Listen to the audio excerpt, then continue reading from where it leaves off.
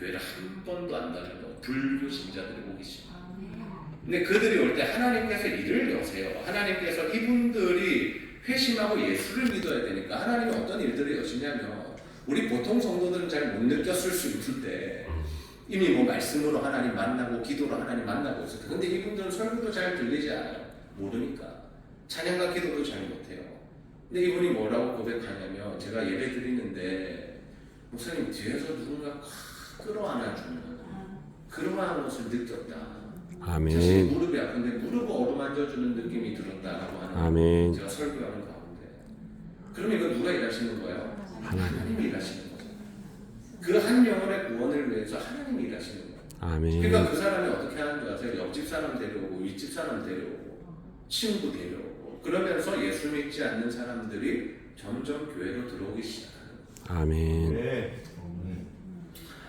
근데 사람들이 오는 거 그것 때문에 제가 기뻤을까요?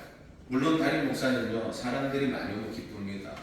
그러나 그것보다 더 기쁜 게 뭔지 아세요? 전도하는 우리 교회 성도들이 변화되는 거예요. 아멘입니까? 아멘. 정말 어떤 변화들이 있냐면 전도하면서 이 사람들의 마음이 뜨거워집니다. 어떻게 한 영혼에 대한 마음이 뜨거워져요. 아멘. 그러면서 나눔을 하면서 막 울어요. 이 사람들이. 왜 우는 줄 아세요? 나눔을 하면서 이런 생각을 했대요. 이 철물점에 할아버지 전도하러 갔다. 청년의 고백입니다. 여기 청년들이 계셔서 제가 나는데요. 사역자이신지도 모르겠지만 아무튼 청년인 것 같아요. 네. 근데 철물점에 가서 복음 전하는데 할아버지에게 문득 그 생각이 든 거예요. 어떤 생각? 나 우리 할아버지한테 복음 전해본 적이 없는데 라는. 자신의 할아버지가 예수 믿지 않는데 한 번도 예수 믿으라는 말을 해본 적이 없다라는 거예요. 왜? 한 영혼에 대한 마음이 없었던 거죠. 내가 예수 믿고 내가 천국 간 걸로 만족하는 겁니다. 근데 이 청년이 그 나눔을 하면서 펑펑 우는 거예요. 근데 그 다음에 어떤 일이 있냐? 이 할아버지가 암 때문에, 혈액암 때문에 수술이 들어가게 되고 어디까지 가냐? 중환자실까지 가게 돼요.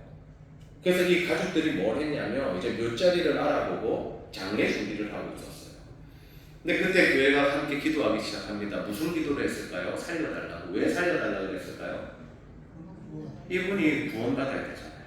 복음을 들어야 되잖아요. 그래서 하나님 복음 전할 수 있는 기회 한 번만 주시라고 제가 기도했어요. 우리 성도들이 함께 기도했어요. 근데 하나님께서 기적적으로 이분을 잠깐 회복시켜 주세요. 아멘. 그래서 면회가 가능하게 된 거예요. 부산대학병원에. 그때 제가 다른 교회에서 전도하고 있었거든요. 토요일에 그 이야기도 나중에 드릴게요. 전도하다가 그 이야기를 듣고 바로 가자고 했어요. 피곤하지만 바로 간다. 이거는 가야 된다. 또 다른 기회가 오지 않을 수 있다. 그래서 그 딸을 데리고 다른 집사님 한 분 데리고 그래서 제가 3명이서 같이 가가지고 1층에 잠시 내려오시라 해서 거기서 복음을 전하고 복음을 전하고 그가 복음을 받아들이고 함께 영접 기도를 하고 제가 약속을 했어요. 80대 할아버지하고 이것도 박봉남 장로님께 배운 겁니다. 무슨 약속했을까요? 회복되는 교회 나오세요. 신앙생활하다 천국 가셔야 돼요. 그 약속까지 하고 도장 찍고 그거 사진 남기고 영상 찍고 우리 교회 성도들 공유하고 계속 기도했죠. 근데 하나님이 진짜 그분을 회복시켜 주시는 거예요. 아멘. 그래서 한 6개월 정도 저희 교회에 나와서 신앙생활 하시다가 이제 천국 가셨거든요. 아멘. 근데 그 가족들이 다 예수 믿지 않았어요. 오빠들 가족들 다 예수 믿지 않는데 순조롭게 어떻게 됐냐면 기독교식으로 장례하겠다. 아멘. 그 아버지가 중환자실에서 마지막 숨지기 전에 아들들에게 이야기한 거예요. 나 기독교식으로 장례하겠다. 나 예수 믿고 천국 간다. 네. 그래서 우리가 그렇게 하나님의 일하심들을 나타나게 되는 거예요.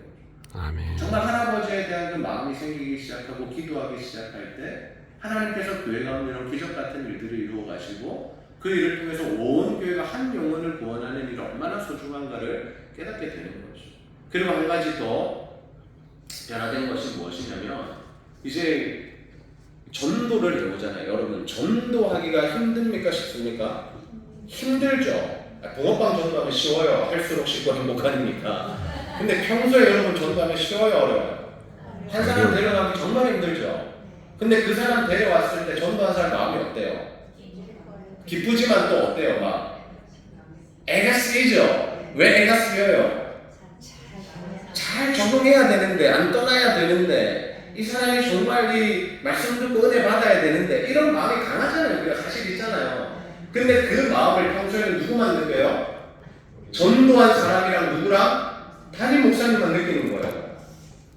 다른 사람들은 관심 있어요, 없어요? 왜 없을까요? 그럼 내가 전도한 거 아니니까. 어떻게 봐요? 좀 누구지? 누가 왔죠? 데리고 왔는 것 같다 하고 신경 써요, 안 써요? 회개하십시오. 안 쓰신 분들 회개하셔야 돼요. 한 영혼이 돌아왔잖아요. 그럼 뭐가 일어나야 돼요? 잔치가 일어나요. 잔치. 근데 우리가 붕어빵 전도를 하다 보니까 한 영혼이 귀한 거 알았잖아요. 왜? 5개월 동안 한 명도 왔다 안 왔다? 안 왔다. 그러면 보내주기 시작하실 때 어떻게 받는 거예요? 하나님 은혜로 받는 거예요. 그래서 안 오는 기간도 저는 필요하다고 봐요. 바로바로 열매가 맺히는 게 한 영혼이 귀한지 몰라요. 근데 안 오고 힘들고 애를 썼는데 약속했는데 오지 않고 그러다 보니까 한 영혼에 대한 마음이 생겨요. 그리고 우리가 붕어빵 전도한 사람들 다 리스트업 해가지고 뭐 하냐면 금요일마다 기도하거든요. 어느 집에 들어갔고 이 사람과 어떤 관계를 맺었고 복음을 전했고 어떤 상태고 왜 교회를 안 나가고 있고 이 사람은 어디까지 복음을 받아들였고 이것을